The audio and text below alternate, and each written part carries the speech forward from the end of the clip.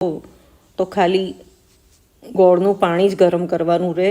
1 ચમચી આ મિક્સર ઉમેરી લો અને તમારી રાબ તૈયાર થઈ જાય છે. અને આ સૂંઠને ગંઠોડા તો જેને વાયુ રહેતું હોય તેને માટે તો ખૂબ ઉપયોગી છે, અક્સિર છે. તો જો આ મિક્સર તૈયાર થઈ ગયું છે એને એક બોટલમાં ભરીને રાખી દો, અઠવાડિયા સુધી ચાલશે. હવે એક પેનમાં 1 મગ મેં પાણી ઉમેરી લીધું છે, લગભગ 2 કપ થાય. અને તેમાં